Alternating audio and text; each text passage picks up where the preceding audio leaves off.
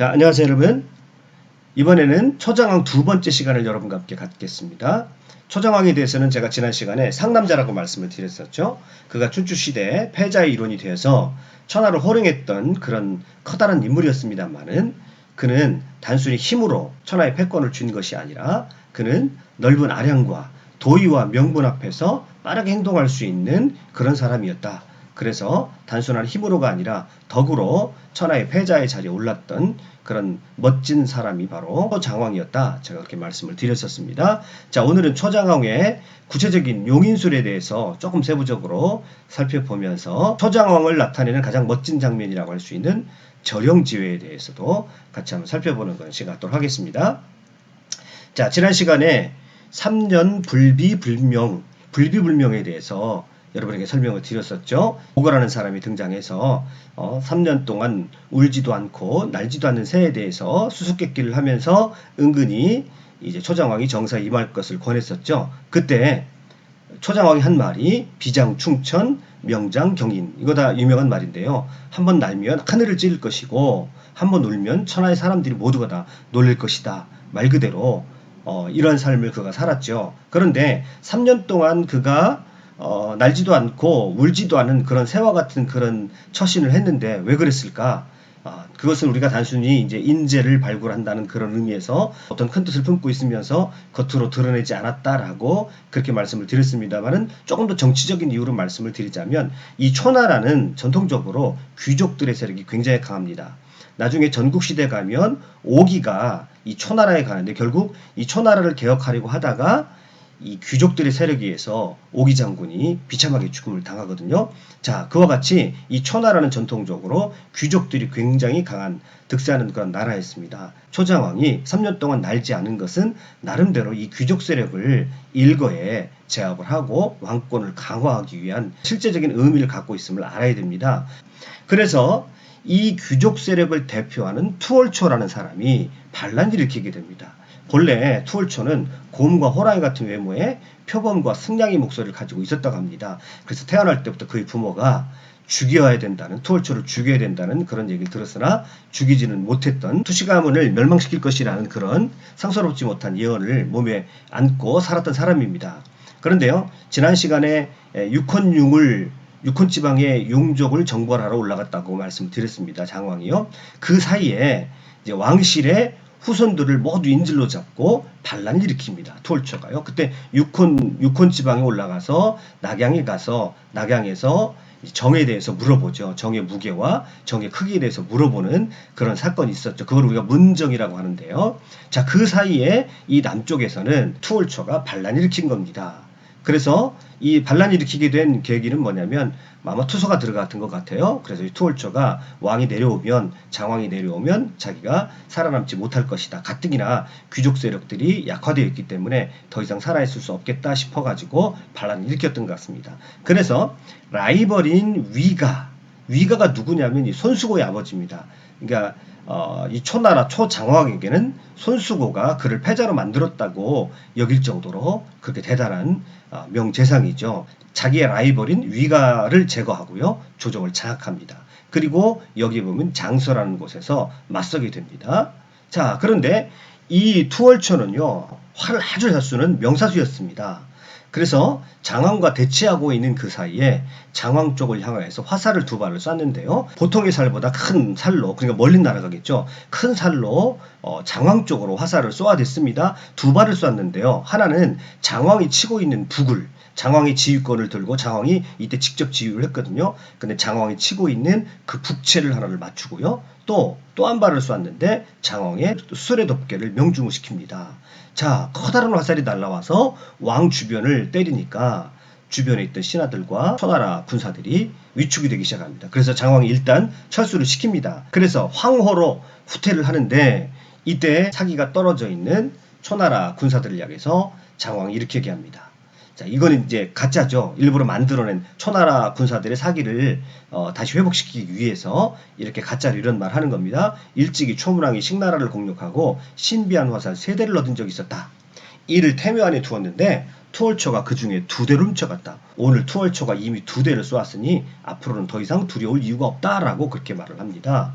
자, 그러니까 그제서야 초나라 사람들이 다시 한번 힘을 얻고 전장에 나서게 되고, 이때 양육이라고 하는 또 다른 명사수를 발탁을 합니다. 발탁을 해서 양육이와 투월초가 서로 1대1 화살 대결을 벌이게 되고요.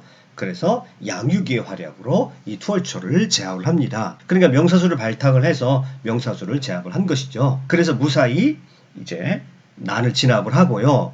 투월초가 라이벌 위가를 제압을 시켰다고 했는데, 그 뒤로 이 손수고의 집안, 즉 위씨 집안은 그 뒤로 시골로 들어가서 굉장히 어려운 시절을 보내게 됩니다. 그 뒤에 손수고를 장왕이 발탁을 해서요, 초나라의 영윤, 우리나라로 말하면 영의정이죠, 영윤에 등용을 시켜서 손수고를 가장 자기 측근으로 옆에 두고 손수고의 도움을 받아서 그가 패자가 되는데 결정적인 역할을 했었고요. 초나라를 경제적으로도 부하게 만들었던 그 사람이 바로 손수고입니다. 그래서 손수고가 장왕을 패자로 만들었다, 그렇게 얘기를 합니다.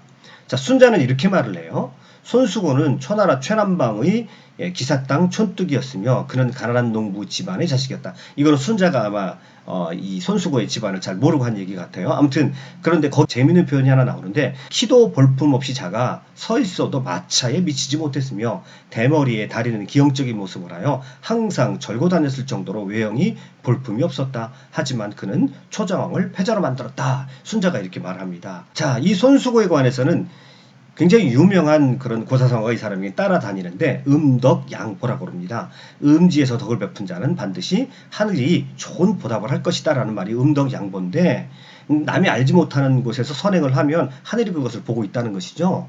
어린 시절의 얘기입니다. 이 손수고의 어린 시절의 얘기인데, 어느 날 손수고가 바깥에 갔다 오더니 몹시 침울해 있습니다. 그 모습을 보고 어머니가 묻습니다. 너 왜 그렇게 얼굴빛이 어둡냐? 그랬더니, 예 어머니, 제가 바깥에서 가다가 숲에서 쌍두사를 만났습니다. 머리가 둘인 뱀을 만났습니다. 지금으로 말하면 돌연변이겠지만 상스럽지 못한 상징으로 보았던 것 같습니다. 그래서 쌍두사를 보게 되면 누구든지 곧 죽는다는 그런 속설이 있었던 것 같습니다. 그래서 어린 손수고가 몹시 우울해하니까, 그러면 어머니가 묻습니다. 그러면 너는 그 뱀들을 어떻게 했니? 예, 제가 그 뱀을 잡아서 죽여서 땅속에 묻었습니다. 왜 죽여서 땅속에 묻었니? 저는 뱀을 봤기 때문에 일찍 죽어도 어쩔 수가 없습니다만은 혹시 다른 사람이 그 뱀을 보고 해를 입을까봐 두려워서 제가 그 뱀을 죽였습니다. 그랬더니 어머니가 한 말이 바로 음덕양보입니다. 네가 잘했다. 하늘이 너를 결코 그 뱀을 봤다고 해서 너를 결코 죽이진 않을 것이다. 너를 결코 해롭게 하지 않을 것이다. 왜냐하면 음덕을 베푼 자, 음지에서 덕을 베푼 자는 하늘이 반드시 양지에서 좋은 보답을 할 것이기 때문에 걱정하지 말아라. 너는 앞으로 하늘이 너를 도와서 너는 좋은 일을 많이 하는 훌륭한 사람이 될 것이다. 그렇게 어머니가 그렇게 얘기했다고 합니다. 자, 그 말 그대로 이 손수고의 사람 됨을 알 수 있는 그런 대목이죠. 손수고는 자기 자신보다도 타인들에 대해서, 타인을 돌보고 타인들을 이롭게 하는데 관심이 있었던 사람이 바로 이 손수고입니다.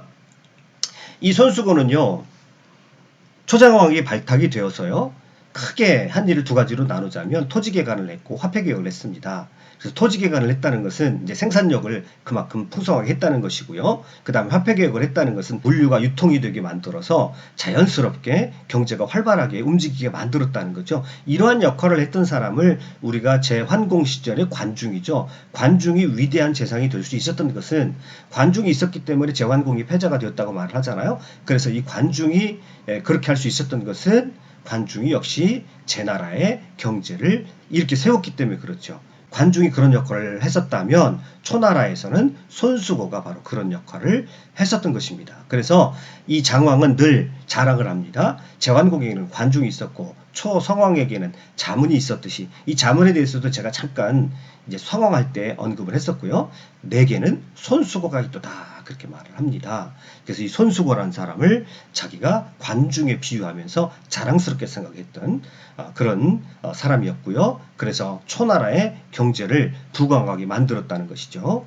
그래서 누군가가, 어떤 군주가 패자가 되기 위해서는 단순히 무력만 가지고 되는 것이 아니라 무력을 뒷받침할 수 있는 국력, 경제력이 튼튼해야 되는데, 초나라의 경제력을 튼튼하게 했던 사람, 그래서 나라를 부하게 만들었던 사람이 바로 명제상 손수고가 되는 것입니다. 자, 이 손수고가 어떤 사람이냐, 어떤 정책을 했느냐라고 하는 것은 이 수레 사건을 보면 알 수가 있습니다.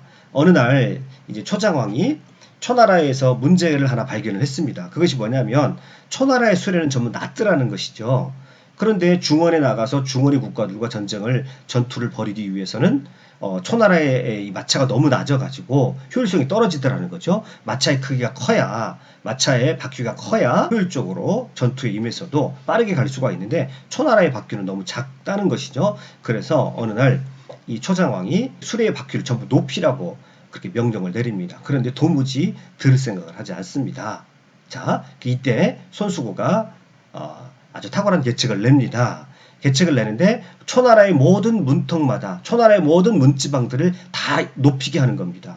자, 그렇게 높이니까 6개월도 되지 않아서 초나라의 문턱이 전부 높아졌죠. 문턱이 높아지니까 마차의 바퀴의 크기가 작아서는 거기를 넘어가는 것이 불편하다는 말이죠. 그래서 적어도 마차를 모는 사람들은 수레의 크기를 전부 크게 바꿔서 6개월도 되지 않아서 초나라의 모든 수레들이 다 바퀴들이 큰 바퀴가 되었고 수레의 크기도 크게 되었다는 것이죠. 여기서 손수고의 지혜로운 그런 모습을 볼 수가 있는 것입니다. 옳은 내용을 지시하더라도 그 방법이 강압적이면 많은 이들의 적극적인 참여를 유도해내기 어렵습니다. 그래서 아주 지혜롭게 정책을 해서 사람들이 하지 않으면 안 되게 자발적으로 할 수 있도록 그렇게 만들었다는 것이죠. 그러니까 강압적인 명령을 내리지 않아도 온 나라의 수레가 바퀴가 커지는 그런 효율성을 이루게 되는 것입니다. 이것도 손수고가 어떠한 정책으로 어떻게 초나라를 강대국으로 만들었는지 지혜로운 그의 이제 책략에 대해서 알 수 있게 하는 부분입니다. 아무튼 이 손수고는요, 자기 그 후손들에게 이렇게 유언을 했다고 합니다. 내가 죽으면 왕이 내게 땅을 주려 하실 것이다. 하지만 절대 땅을 받지 마라. 만약 거절해도 소용이 없다면 비옥한 땅이 아닌 황폐한 땅을 받거라. 그렇게 유언을 했다고 그래요. 살아생전에는 아무리 장왕이 땅을 주려고 해도 받지 않았고요. 그가 죽었을 때 정말 너무 재산이 아무것도 남아있지 않았었다고 그래요. 그래서 장왕이 이 손수고의 후손에게, 손수고의 아들에게 이제 땅을 주었는데 말대로 거친 땅을 줬다고 합니다. 그래서 이것은 뭐냐면 손수고가 그의 후손들이, 자기 후손들이 대대로 보존되기를 바라는 마음에서 너무 좋은 땅을 받게 되면 많은 사람들에게 시기 질투 속에서 오래가지 못한다라고 하는 손수고의 생각이 들어가 있던 거죠. 그래서 실제로 손수고의 집안은 세세불철, 많은 세대가 지나가도 그 가문이 끊이지 않았다 그래요. 왜냐하면 외진 곳에 땅을 받았기 때문에 누구도 관심을 가지 않았고 그렇게 두드러질 만한 세력을 형성하지 않았다는 그런 의미에서 손수고의 지혜로운 그런 면면을 볼 수 있는 또 하나의 예라고 합니다. 아무튼요, 손수고의 뛰어난 그런 면모를 볼 수가 있었고요. 이와 같은 손수고의 뛰어난 정책 덕분에 이제 안에서 경제적으로 부흥을 시키고 초장왕을 받쳐줬기 때문에 초장왕이 바깥으로 나가서 마음껏 정복활동을 할 수 있었고요. 패자의 자리에 오를 수가 있었다라고 하는 것이 모든 학자들의 대체적인 평가입니다. 자, 마지막으로요. 이 초장왕의 사람됨, 초장왕이 얼마나 사내다운 사내인지를 알게 해주는 굉장히 유명한 연회가 하나 있습니다. 그것을 일컬어서 절영지회라고 합니다. 절영이라고 하는 것은 갓끈을 끊고 즐기는 연회다라고 하는 뜻이에요. 어느 날 이제 아마 투월초에 반란을 제압하고 그 공을 치하하기 위해서 신하들과 함께 마음껏 즐기는 연회를 베풀어 놓습니다. 그때 자기 사랑하는 애첩, 허이라고 하는 애첩에게 자, 수고한 장수들에게 모두 네가 일일이 술잔을 따라줘라 라고 그렇게 명령을 했던 것 같습니다. 그래서 허이가 그 자리에 앉아있는 재상들과 군인들에게 모두 술을 따라줍니다. 근데 그때 갑자기 바람이 붑니다. 큰 바람이 불어가지고 그 연회장에 있었던 모든 불이 다 꺼져버리는 겁니다. 한동안 이렇게 불이 꺼져 있는데 갑자기 여인의 울음소리가 들립니다. 이 허이의 울음소리가 들리는 거예요. 그리고 초장왕에게 다가옵니다. 그런데 그의 손에는 관끈이 하나가 붙어 있었습니다. 자, 불이 꺼져 있을 당시에 누군가 자신의 몸을 더듬었고 그래서 자기가 그 사람이 누군지를 알기 위해서 그 사람이 관끈을 잡아서 끊었다라고 하는 것이죠. 그리고 와서 초장왕 보고 자, 와서 불을 켜게 되면 관끈이 끊어진 사람이 있을 터인데 그 사람이 바로 저의 몸을 더듬은 그런 못쓸 짓을 한 그런 사람입니다라고 허이가 울면서 초장왕에게 얘기를 합니다. 범인을 잡아달라고 하는 거죠. 자, 그때 초장왕이 크게 소리치르면서 이렇게 합니다. 지금 불을 밝히지 마라. 과인이 오늘 이렇듯 잔치를 베푼 뜻은 모든 경들과 함께 서로 기뻐하기 위해서이다. 경들은 우선 그 거추장스러운 관건을 일제히 끊어버리고 마음껏 마시라. 만일 관건을 끊지 않는 자가 있다면 그는 과인과 함께 즐기기를 거절하는 것으로 알겠다. 크게 소리를 지릅니다. 그러니까 일제히 모든 사람들이 관건을 끊어버립니다. 자, 이제 누가 범인인지 알 수 없는 그런 상황이 된 거죠. 여기서도 부하들을 어떻게 사랑하고 부하들과 어떤 관계를 맺기를 원하는지 그의 초장왕의 인간됨을 알 수가 있는 거죠. 참 멋진 남자입니다. 그의 호방함은 그 누구도 따라올 수 없는 그런 멋진 남자가, 제가 상남자라고 말씀드렸습니다만 과연 상남자이죠. 이 절영지회가 이 초장왕이 어떤 사람인지를 아주 웅변을 하는 그런 이야기라고 할 수 있겠습니다. 후에요. 1편에서도 먼저 말씀을 드렸었는데요. 초장왕이 정나라를 치러 갑니다. 이때 당교라고 하는 장수가 선봉이 되겠다고 자원을 하고요. 그래서 그래 네가 선봉이 되겠다고 하니까 한번 해봐라 그랬더니요. 이 사람이 아주 혁혁한 공을 세워서요. 초장왕을 너무너무 기쁘게 하는 겁니다. 그래서 초장왕이 그의 용기와 능력이 높이 사서 큰 상을 내리려고 합니다. 당교는 의외로 상을 받지 않겠다고 합니다. 그러면서 자신이 어떤 짓을 했는지 실토를 합니다. 저는 이미 왕으로부터 많은 은혜를 받았기 때문에 이번에 그 은혜를 갚기 위해서 싸운 것이므로 상을 받을 수 없습니다. 자기는 상을 미리 받았다는 거예요. 고백을 하는데 그날 절영지회 그 연회가 열렸던 그날 허이에게 몹쓸 짓을 한 사람이 바로 자기라고 하는 것을 고백을 한 겁니다. 초장왕이 그것을 알고 이 사람에게 더 큰 상을 줬다고 하죠. 자, 이 초장왕이 어떤 사람인지 왜 그가 패자가 될 수 있었는지를 알 수 있게 해주는 아주 핵심적인 장면이 바로 이 절영지회입니다. 저는 초장왕을 어떻게 평가를 할까요?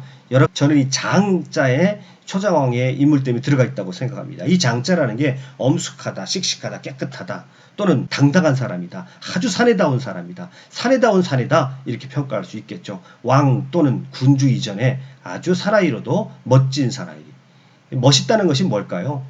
자기가 힘을 가지고 있고 자기가 실력을 갖추고 있으면서 그 실력의 당당함과 아울러서 타인에게 대해서 관대할 수 있고 그 다음에 의리와 명분 앞에서 주저하는 것이 아니라 바르게 인정하고 의리와 명분 앞에서 즉시 행동할 수 있는 그런 멋진 사람이 바로 초장왕이었다는 것이죠. 자, 그래서 제가 여러분에게 초장왕은 아주 기분 좋게 멋지게 소개시켜 드릴 수 있는 그런 인물이었습니다. 여러분 시청해 주셔서 대단히 감사합니다.